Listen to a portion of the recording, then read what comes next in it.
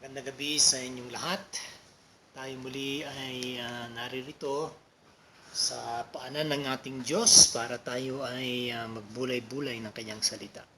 Hilingin natin muli ang kanyang banal na spirito.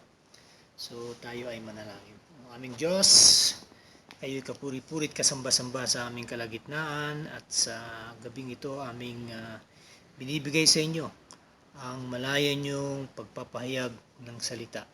Nang sa ganon kami bilang yung mga alagad, mga anak, mga lingkod, ay mabigyan ng encouragement at lalo pang pag-alabin ang aming puso para pagsilbihan ka at mahalin ka ng lubos sa inyong ginawa sa amin bilang mga hinirang mo. Kaya o Diyos, kami uupo sa inyong paanan at kami makikinig. Hayaan namin na kayo sa pamamagitan ng Banal na Espiritu ay mangusap sa bawat puso. Purihin ka itong aming samod dalangin sa matamis na pangalan ni Jesus. Amen. So tayo ay nasa 2 Corinthians chapter 2 verses 12 hanggang chapter 3 verses 6. Yan ang ating aralin ngayon. So sa NIV muli, sabi dyan, "Now when I went to Troas to preach the gospel of Christ and found that the Lord had opened a door for me, I still had no peace of mind because I did not find my brother Titus there. So I said goodbye to them and went on to Macedonia. But thanks be to God who always leads us as captives in Christ's triumphal procession and uses us to spread the aroma of the knowledge of Him everywhere. For we are to God the pleasing aroma of Christ among those who are being saved and those who are perishing. To the one we are an aroma that brings death, to the other an aroma that brings life. And who is equal to such a task? Unlike so many, we do not peddle the word of God for profit. On the contrary, in Christ we speak before God with sincerity, as those sent from God. Are we beginning to commend ourselves again, or do we need, like some people, letters of recommendation to you or from you? You yourselves are our letter written on our hearts, known and read by everyone. You show that you are a letter from Christ, the result of our ministry, written not with ink, but with the Spirit of the living God, not on tablets of stone, but on tablets of human hearts. Such confidence we have through Christ before God, not that we are competent in ourselves to claim anything for ourselves, but our competence comes from God. He has made us competent as ministers of a new covenant, not of the letter, but of the Spirit. For the letter kills, but the Spirit gives life. Yan. Okay. So ngayon, matapos isulat ni Apostol Pablo ang patungkol nga sa pagpapatawad sa mga naka-offend, yung mga nasa loob ng iglesia na nagrepent naman at sila ngayon ay naibalik, ay kanya namang finokus ang kanyang sulat sa kanilang mga gawain bilang ministro ng Ebanghelyo. Ayan.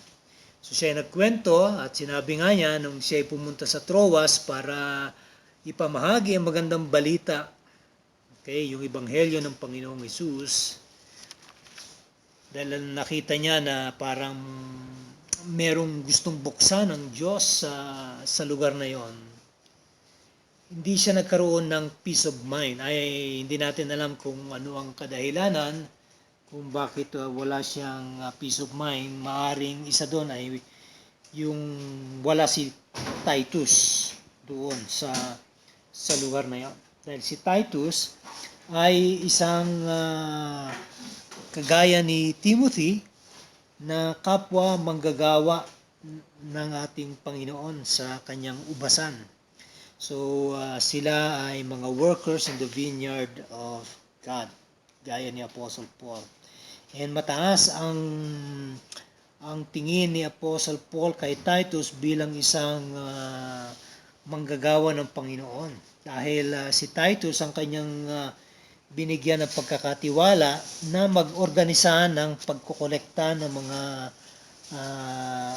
alay o mga abuloy o tulong sa mga iba't ibang mga iglesia sa lugar ng Corinth para doon sa pagtulong nila sa mga Kristiyano sa Jerusalem. Dahil nga alam naman natin, yung mga kapatiran sa Jerusalem, yung pinaka-mother church, they are persecuted. Kaya nga na-disperse sa Book of Acts, nagkaroon ng dispersion na dahil sa persecution, yung iba ay lumabas, yung iba naman ay nanatiling nagtatago sa mga bahay-bahay at doon sila nagkakatipon-tipon. At besides that, nagkaroon ng earthquake, nagkaroon ng kumbaga famine, nagkaroon talaga ng taghirap ang mga Kristiyano dahil nga sa hindi na sila tinatangkilik ng mga Hudyo, ng mga tagasunod ng Judaismo. Yan. Hindi na sila pinapapasok sa synagogue or kung saan-saan pa. At pati mga businesses nila ay hindi na tinatangkilik. Kaya isa si Titus na siyang nangongolekta ng tulong dito sa lugar ng Corinto para nang sa ganon may tulong ito. Madadala itong pera sa Jerusalem para sila matulungan doon. At siya rin ang inatasan ni Apostol Pablo para siya ang magdala ng sulat na ito sa mga taga-Corinthian. Okay, yung mga Kristiyano doon na ito ngayon yung sulat ni Apostol Pablo. Okay. So kanya ngayon pinigil yung kanyang narrative at kanya ngayon pinaliwanag na siya nagpapasalamat sa Diyos, sabi diyan sa verse 14. So nung hindi pa lang muna niya nakita si Titus, siya na ay nag-bid farewell sa mga taga roon sa Troas at dumiretso siya ng Macedonia. Now, siya ay nagpapasalamat sa Diyos, sabi nga niya, na sa kanyang kumbaga pagpapaliwanag ay pinakita niya na ang ebanghelyo ng Panginoon ay parang isang hari, okay, na nagwagi sa kanyang pakikipagtunggali sa kanyang mga kaaway at kanya ngayon pinoprosesyon patungo sa kanyang kaharian ang kanilang mga buti, yung mga nakuha o nasakop at the same time yung mga alipin, yung mga prisoners of war para ipakita na sila nga ay nagwagi. Yan. So dito sa verse 14 ay kanya ngayon binigyan ng diin itong pag-iibanghelyo na meron yung grasya ng Diyos sa lahat ng mga umaabot patungkol sa magandang balita na ito sa mga kalugaran na kahit pa hostile. Dahil nga dito ay nakikita natin ang katagumpayan ng hawak nilang mensahe dahil nga ang Diyos ang siyang nagbigay nito. Okay?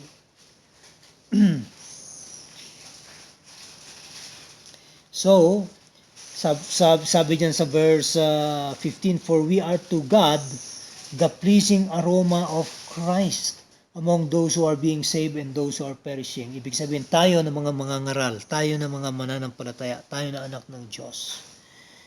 Sa mata ng Diyos, tayo ay katanggap-tanggap sa Kanya. Kapag tayo ay ginagamit ng Diyos sa Kanyang kaharian, lalo na sa pag-iibanghelyo. Sabi nga niya, doon sa mga naliligtas at doon sa mga huhusgahan at mga naliligaw ng landas at one day huhusgahan ng Diyos at magtutuloy sila sa walang hanggang kaparusahan. Okay? So kanya ngayon tinukoy sa verse 16, to the one we are an aroma that brings death. Okay? Ibig sabihin, doon sa mga taong hindi kikilala, hindi tatanggap sila na mga magpe-persecute sa atin ng mga Kristiyano. So sa panahon ni Apostle Paul, sila nag-iebanghelyo at merong mga kumukontra. Meron yung mga kumukutya, meron yung mga umuusig, meron yung mga naghahabol sa kanila at gusto silang ikulong o gusto silang ipapatay. Sabi nga sa kanila, dahil ayaw nilang maniwala sa magandang balitang ito ay parang amoy ng kamatayan para sa kanila.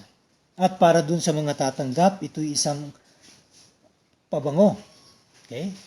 Na nagbibigay ng buhay. At yung buhay na yan ay buhay na walang hanggan. Okay? Kaya sabi nga, may kapantay ba ang ganitong klase ng panawagan? Okay? Sa totoo lang, walang kapantay yan. Hindi yan kapantay ng pagiging presidente, pagiging doktor, pagiging engineer. Dahil nga lahat ng yan ay makalupa lang. Pero itong gawain na ito na pag-aabot sa mga kaluluwa ay makalangit. Okay? Kaya sinasabi dyan ni Apostle Paul na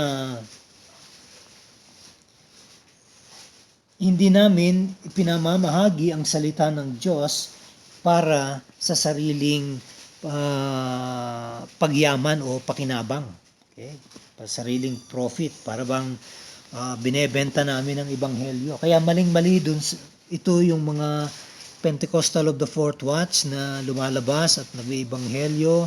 Pagkatapos nilang mangaral ng salita, ay biglang manghihingi ng pera sa mga naglalakad o sa mga nasa palengke o nasa sasakyan na publiko. Ay hindi po tama yan. Kaya nga dyan sabi, unlike so many, we do not peddle the word of God for profit. Okay?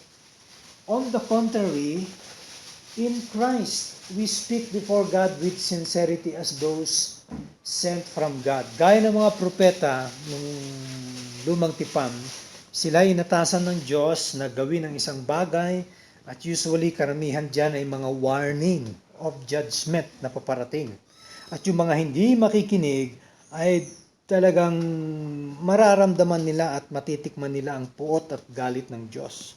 At doon sa makikinig, sila ay mabibiyayaan. Yung grasya ng Diyos, yung awa ng Diyos ay mapapasa kanila at sila hindi mapapahamak. Yan. So ganun din dito sa bagong tipan. Kapag tayo nag-iebanghelyo, huwag tayong madismaya or tayo'y malungkot at kumbaga ma-frustrate kapag may mga kumukontra, kapag mayroong mga umuusig.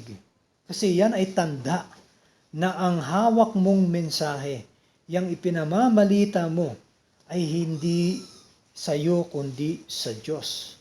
Kasi ayaw ng dyablo, ayaw ng kaharian ng kadiliman na muling magliwanag sa mga nasa kadiliman ang kanilang mga kaisipan, na makita nila na si Jesus pala ang daan patungo sa kaligtasan at ang ebanghelyo niya, yun lang ang kapamaraanan. Okay? Kaya sabi nga, sinseridad kami na ito'y pinamamahagi namin at hindi kami nagpapayaman dahil dito. Yan. At sa chapter 3, sabi nga, are we beginning to commend ourselves? Are we patting ourselves in the back? Na sinasabi namin na ang galing-galing ko. Hindi. Okay? So, sabi nga, nakikita lagi ni Apostle Paul na alam niya na sa iglesia ng Corinto, may mga nakapasok na mga bulaang mga ngaral. Okay? At itong mga bulaang mga ngaral ay kanilang pinaglalandakan na sila ang dapat pakinggan. At sila ang dapat tangkilikin at sila ang papurihan. Pero sina Apostol Pablo at ang mga tagapamahagi ng tunay na ebanghelyo ay hindi po nila gawain ito. Hindi nila itinataas ang kanilang sarili o ang sarili nilang mga bangko. Bagkus, ang Panginoong Hesus, siya lang ang dapat maitaas. Kaya sabi yan, or do we need, like some people, letters of recommendation to you or from you? Kasi nga, ito nga, sabi ko, itong mga impostor, itong mga bulang mga ngaral, okay, ay nagsasabi na kailangan bago mangaral yang si Apostol Pablo dito, ay kailangan meron muna siyang letter of recommendation. Hindi natin basta-basta siya tatanggapin. Pero sabi nga si Paul, hindi niya kinakailangan ng confirmation dahil ang mismong Panginoon ang siyang tumawag sa kanya. Noon siya ay taga-usig, siya ay kaaway ng Ebanghelyo ng ating Panginoon, pero ngayon binaliktad siya ng Diyos at siya ngayon ay isa ng mga ngaral at ang mismong Panginoon ang siyang nagbigay ng panawagan na ito sa kanya. Okay? Sa kabilang dako, sinasabi nga ni Apostol Pablo, ang mga bulaang mga ngaral na yan, ang mga nakapasok na mga taong yan, ay sila dapat ang magpakita kung totoo ang kanilang mga pinapahayag. Okay? Dahil kung ang kanilang way ng pamamahayag ay para lang sa sarili ng kapakanan, gaya po sa panahon natin ngayon, nakikita natin itong mga prosperity preachers, itong Word Faith Movement, sina Benny Hinn, sina Creflo Dollar, sina Kenneth Copeland, yung mga yan nakilala na may sariling mga mansyon, sariling mga eroplano, private plane, may sarili pang runway papunta dun sa main airport. Diyan natin makikita na dun pa lang sa kanilang lifestyle ay makikita mo na sila ay hindi tunay na mga ngaral. Dahil pagpapayaman sa sarili at walang pagpapakumbaba at hindi kakikitaan ng yung masasabi mong kagaya ni Apostol Pablo na sabi nga, every day kami ay nakakatanggap ng mga pananakot, ng pag-uusig, ng kamatayan. Sabi nga, we are like sheep, yung mga tupa na dadalhin doon sa slaughterhouse. Pero ito mga ito, hindi ganun. Maayos ang pamumuhay, maganda ang katatayuan, masasarap ang pagkain, at talagang hindi dumadaan ng mga matitinding puna or pag-uusig. Kaya't dito sinasabi nga ni Apostle Paul, kayo mismo, kayo magpapatunay. Dahil nga si Apostol Pablo ang siyang nagtatag ng iglesyang ito. You yourselves are our letter written in our hearts. Kayo na mismo yung sulat. Okay? Yung letter of recommendation. Kayo na mismo dahil kayo mismo ang nakakita sa buhay ko. Kayo mismo ang nakasumpong sa tunay na ebanghelyo. Kaya't kayo mismo ay nabago. Kaya kayo ngayon ay binabasa ng mga tao at nakikita nila ang pagbabago nyo. Kaya sila rin ay naaakit at nadadala sa iglesia. Kaya nga doon sa mga nakakasumpong sa ebanghelyo ng Panginoon, buhay na walang hanggan ang kanilang natatanggap. Pero doon sa mga hindi kikilala at hindi tatanggap, sabi nga kamatayan ang kanilang makakamtan. Kaya sabi niya, you show that you are a letter from Christ, the result of our ministry. See? Sila mismo yung bunga ng ministeryo ni Apostol Pablo sa lugar ng Corinto. Hindi ito, sabi nga, not with ink, but with the Spirit of the living God. Okay? Hindi lang ito mga sulat-sulat lang. Okay? Hindi lang ito yung parang papel na alam naman natin, panahon nila at panahon din natin ngayon, magsulat ka, later on, after so many years, lalabo yung papel, lalabo yung ink. Pero sabi nga, sa atin kakaiba, sapagkat ang Espiritu ng Diyos mismo ang nagbibigay ng buhay na yan at patuloy ang buhay na yan at hindi na mawawala, hindi na magmamaliw dahil yan ay bigay sa atin ng Diyos mismo sa pamamagitan ng kanyang Espiritu sa pangalan ng ating Panginoong Jesus. Kaya sabi nga, buhay na walang hanggan.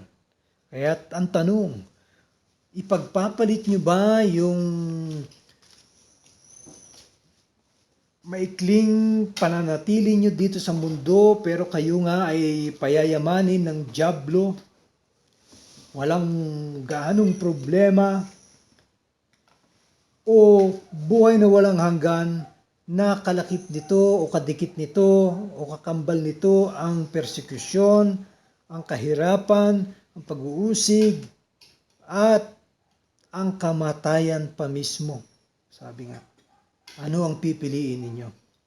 Na itong pangalawa, magdudulot ito ng buhay na walang hanggan sa kabilang buhay. Yan. Eternidad sa eternidad na yan.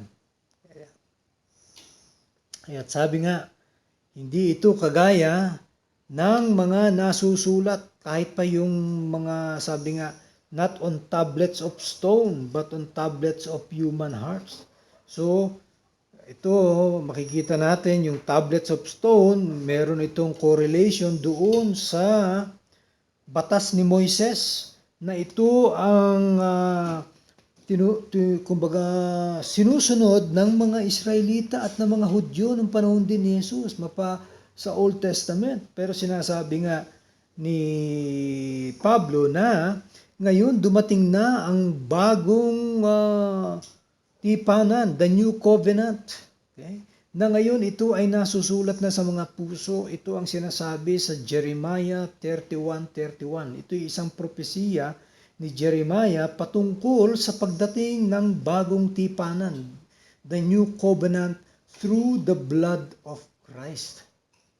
Okay? Kaya't yung mga nasusulat sa lumang tipan ay mga tipos lang, okay? Mga anino lang. Okay?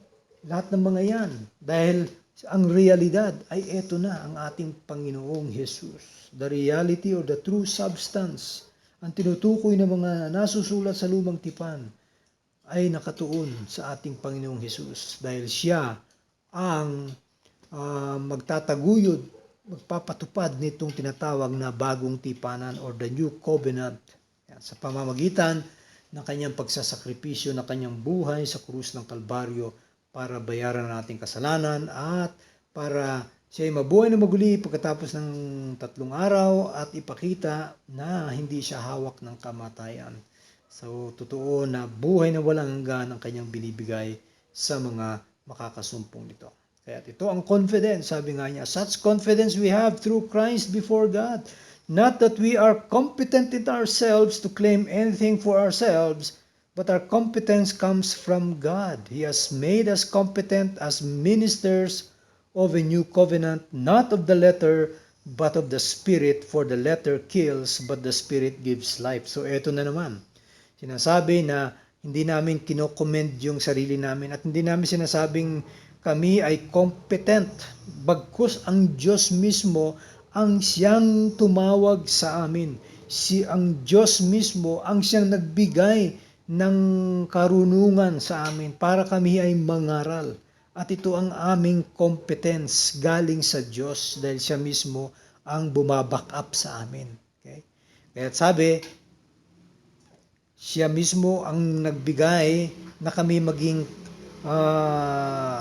tagapamahagi ng kanyang magandang balita. Ito, maging ministro ng bagong tipanan na ito. Hindi ng letter, meaning to say, hindi ng lumang tipan, hindi ng mga nasusulat doon sa batas ni Moises, okay, na nakasulat sa tablet of stones, kung hindi sa pamamagitan ng Espiritu. Dahil sabi nga, yung sulat na yan, nasusulat sa bato, yung 10 Commandments, ay nagdudulot yan ng kamatayan. Patungo sa kamatayan yan. Bakit? Lahat ng yan ay, kung hindi ka susunod, ito ang matatanggap mo, puro curses. Kung sumunod ka, then ibig sabihin mayroong pagpapala. Pero still, kapag walang tagapagligtas, kahit pa napakabait mong tao nung lumang tipan, kung hindi ka nakatuon sa Diyos at sa kanyang pangako na may darating na Mesiyas, ay hindi ka pa rin maliligtas. Kaya't kamatayan pa rin ang inyong makakaharap. Kaya nga sabi, the letter kills. The Ten Commandments, the Decalogue na sinasabi, itong mga lumang tipan ng mga kautusan na sinusunod ng mga Israelita. Kaya nung panahon ni Jesus, kanyang nirebuke ang mga Pariseo, ang mga Eskriba, ang mga Sadduceo, ang buong Sanhedrin. Kaya't ang mga taong ito naggalit, ng mga religious leaders naggalit kay Jesus. Sino ka para magsabi sa amin yan? Kaya't sabi nga niya, before Abraham was, I am. Bago pa si Abraham, ako'y nandun na, sinabi ng Panginoon.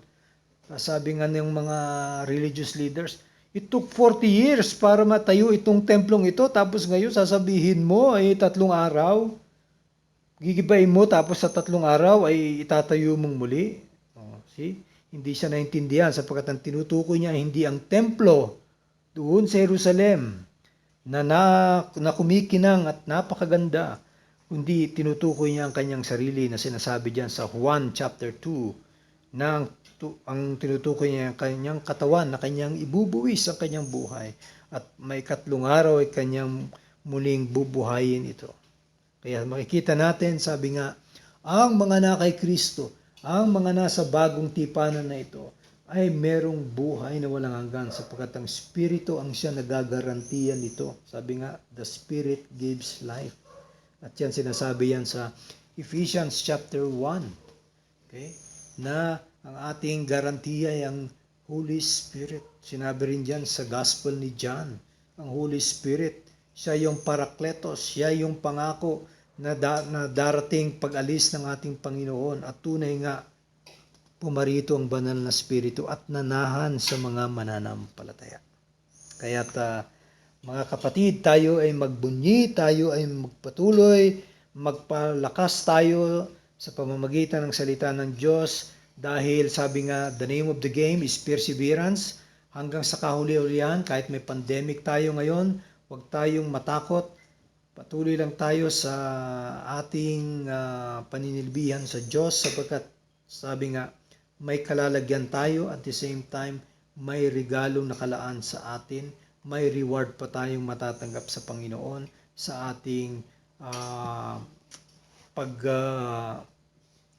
pagsunod sa ating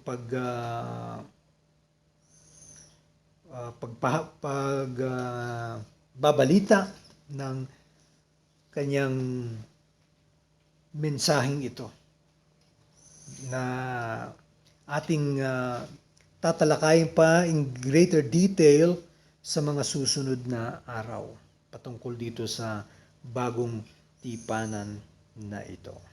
Okay? So, magandang gabi po sa inyong lahat at naway inyo pong naintindihan ang ating pong aral ngayong gabi. Purihin ang Diyos.